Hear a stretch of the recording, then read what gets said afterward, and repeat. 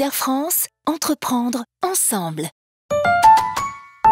C'est l'heure du rendez-vous avec vos experts Serre France Maine-et-Loire sur Oxygène Radio. Le magazine de l'économie locale sur Oxygène Radio avec le Serre France Maine-et-Loire et son directeur général adjoint Michel Besançon. Bonjour Michel. Bonjour Laurent. On parle d'aide une nouvelle fois aujourd'hui avec les aides pour les mois à venir. On prend de l'avance. Oui, l'idée c'est de projeter pour les entreprises ce qui va se passer puisqu'on est en phase de relance économique significative. La reprise est bien là, hein. C'est vrai qu'au niveau du dynamisme économique, il y a ce qu'il faut. La volonté, on va dire, gouvernementale est de ne pas stopper ou couper les vannes immédiatement, mais d'accompagner dans finalement cette progressivité de reprise économique. Donc il y a un certain nombre de choses qui… Et vous le sentez, vous, au Serre France Maine-et-Loire, cette reprise ? En fait, c'est assez difficile à sentir puisque nous, on n'est pas au niveau de la situation, on va dire, des carnets de commandes. On a nos collègues comptables qui peuvent échanger avec leurs clients et d'identifier le moral des entrepreneurs. Ça, on a un baromètre interne qu'on peut identifier, mais non chiffré ou non chiffrable. En revanche, ce qu'on peut identifier, c'est les résultats du moment, les 31-12, et qui ne sont pas forcément le reflet de ce qui se passe en ce moment. Donc, on a toujours un petit décalage. Ce qu'on constate, c'est plutôt dans les suivis d'activités qu'on met en place de plus en plus et qui font qu'effectivement, on peut constater sur certaines activités que le système… Alors, il y a plusieurs phases, hein. Il y a la phase de la demande et puis il y a la phase de la contractualisation et la phase du paiement. Donc, ce sont des phases différentes. Donc, on est plutôt sur une bonne voie d'une manière générale. Ça se passe plutôt bien au niveau de la reprise économique, nonobstant quand même quelques situations particulières.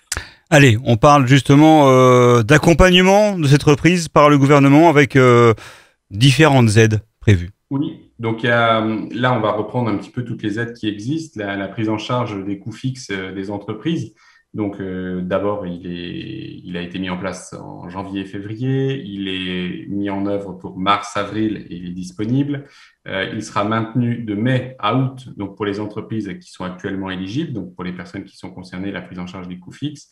Pour les entreprises concernées, c'est de les rassurer sur le fait qu'effectivement, elles vont pouvoir en bénéficier jusqu'au mois d'août, selon le même calcul d'indemnisation qui est connu par ces entreprises-là. Donc, là encore, hein, on est sur les parcs à thème, les parcs zoologiques, les hôtels, cafés, restaurants, notamment tout ce qui va concerner la restauration éventuellement en montagne. Donc, et le dispositif est étendu aussi aux discothèques, hein, qui sont, elles aussi, très impactées. Donc, voilà pour les charges fixes. Un petit focus d'un sujet qu'on avait évoqué, c'est sur les aides au stock, notamment dans l'habillement. Donc, l'aide a été versée là fin mai et ça a concerné 35 000 entreprises qui ont pu bénéficier de cette aide au stock. Donc, voilà, concrètement, c'est bien arrivé. Ensuite, concernant un nouveau dispositif ou en tout cas quelque chose qui va exister, c'est l'aide à la reprise. C'est-à-dire que, en fait, ce qui se passe concrètement, c'est qu'il y a des entreprises qui ont pu être achetées, des fonds de commerce qui ont pu être achetés avec, on va dire, des interrogations sur comment on était aidé. Donc, en fait, il y a un dispositif qui peuvent bénéficier justement au titre de leur charge fixe des entreprises donc créées avant, au plus tard, le 31 décembre 2020, donc qui ont été quelque part créées ou reprises au 31 décembre 2020. Donc, voilà, l'idée, c'est qu'ils pourront bénéficier de la même aide des coûts fixes, des charges fixes que j'évoquais tout à l'heure. Donc, même si on est une entreprise qui a été reprise ou qui a été créée dans ce cadre-là, on aura les mêmes aides. Ça a été prévu en ce sens. Et la demande est à déposer à compter, alors ce n'est pas encore tout de suite, c'est à compter du 15 juillet 2021 et ça devrait être fait avant le 1er septembre 2021. Donc, durant l'été, il sera nécessaire pour les entreprises qui auront été créées ou rachetées, qui peuvent bénéficier des aides charges fixes, eh bien, de faire cette demande-là. Hein, ce n'était pas le cas avant, maintenant ça va être possible. Donc, et là, c'est sur l'espace professionnel impôt.gouv, ce n'est pas impôt.gouv personnel, c'est impôt.gouv professionnel qu'il faut faire la demande. Donc, il est important de regarder ça. Ouais, beaucoup d'aides et il faut se renseigner. Bien souvent, on contacte son expert comptable préféré. C'est ça. Alors, sachez qu'entre le 15 juillet et le 1er septembre, c'est pas qu'il est aux abonnés absents. Il ne vous répondra pas. Longue période fiscale et probablement une année chargée, bon nombre de collaborateurs vont prendre des congés mérités durant l'été. Et quand je vois les dates 15 juillet, 1er septembre, anticipez. Je pense qu'en tant qu'entrepreneur, si vous appelez votre expert comptable au 20 août, il se pourrait qu'il n'ait pas la capacité de réactivité qu'il a d'habitude, parce qu'effectivement, il pourrait un petit peu aussi être en droit d'être en congé. Donc voilà, c'est toujours anticiper ces choses-là. Et puis, j'ai envie de dire, on a encore des aides sur l'activité partielle qui se maintiennent. Là-dessus, pas de changement majeur si on est toujours dans les clous. Ça va demeurer aussi. L'aide au paiement des cotisations sociales et contributions sociales, c'est pareil, ça va se mettre en œuvre toujours en juin, juillet, août. Donc, selon des modalités de calcul qui sont indiquées. Et puis, il a été précisé aussi sur les employeurs de main-d'œuvre, donc les aides uniques aux employeurs pour les apprentis.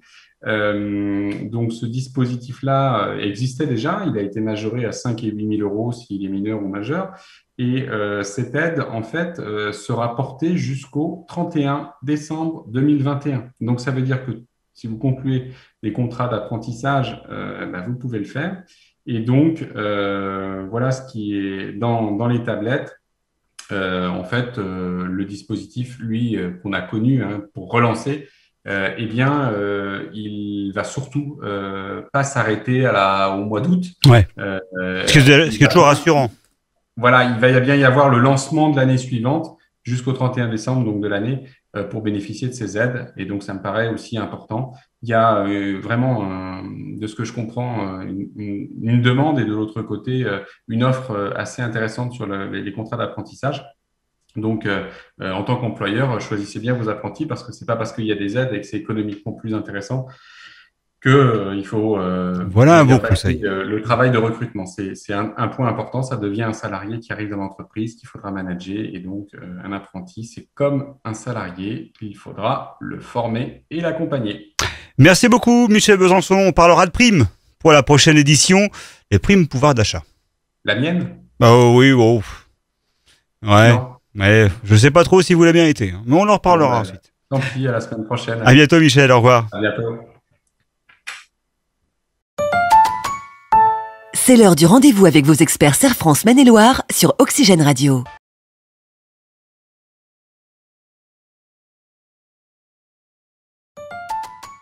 Serre France, entreprendre ensemble.